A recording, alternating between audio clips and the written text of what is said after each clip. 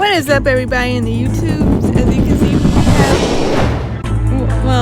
have, at least one monster to check out. I do.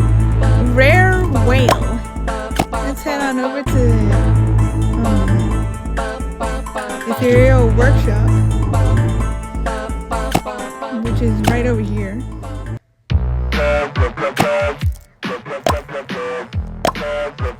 Rare Whaill. Among the ever-evolving experiments in the Ethereal Workshop, several unintended consequences have emerged. The colossal Zaruri has certainly not planned to submit monsters to long-term exposure to the rift.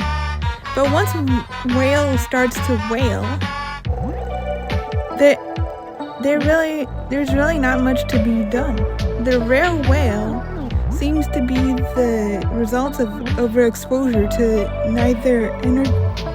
the nether energies released from the barrier between the monster world and the rift. The rift is breached. These mutations, almost polychromatic in nature, have taken the distinct tones and timbre from each appendage and tuned them to some otherworldly frequencies.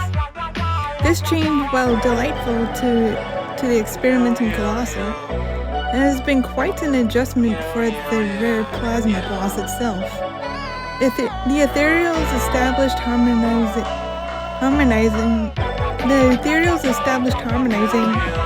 is now refactored by its newfound individuality.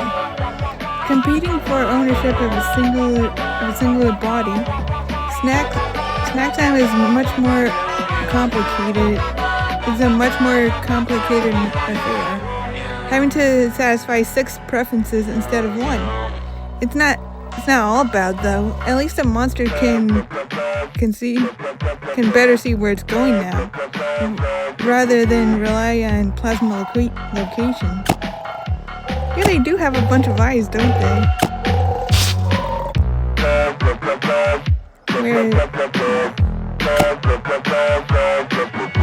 Yeah, it does have a bunch of eyes. And the other monster, or monsters, is Iloost, or Iloost, on both major and minor paranormal carnival. Let's head on over there.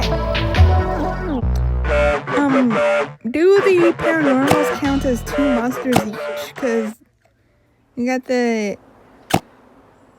major form and the minor form. Iloost. The mesmer paranormal Iloost is a monster out of time. Its attitude and outlook being somewhat of an anachronism. This triple element paranormal lives out its days with an as-if attitude. Rather than seeing its hodgepodge parts as a mismatched amalgamation, this carnival resident considers every particular bit removed, every colorful motif embellished, and every gangly doohickey added as steps forward to becoming who it really wants to be, as if it was already destined to turn out this way. When the Iloost was first spotted on the carnival, conflicting reports of its initial appearance gave pause. Descriptions varied widely, leading different paranormal researchers to form diverse conclusions. Some depicted an inviting figure replete with fanciful patterns, sounds, colors, and impossible optical perceptions to dazzle and enlighten. Others, by contrast, painted the picture of a discombobulated creature straining for attention, sputtering its song and daring its fellow carnival revelers to to behold its mystifying optical tricks. Did the Iloost not always look like this? Do the descriptions simply illustrate the dual major and minor quality of its paranormal class? Or is it possible that every being that looks upon the monster sees something unique? To the Iloost, there are no illusions in its abstractions, and the chaos of its form reveals its true nature. Identity is change, and a mask can become truth, as if. On Paranormal Carnival, this monster ignores the day-night restrictions of its parent class and is freeable. Okay. That's what the major form looks like.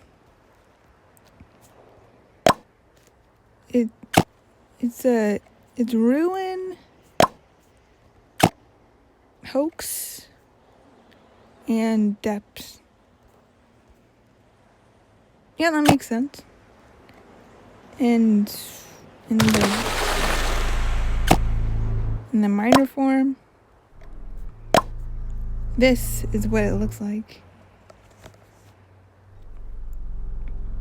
It kind of reminds me of Zubul a little bit, but more so a Picasso painting. Anyway, that's going to be about it for this video, and I'll see y'all in the next one. Alright, thanks for watching, and bye!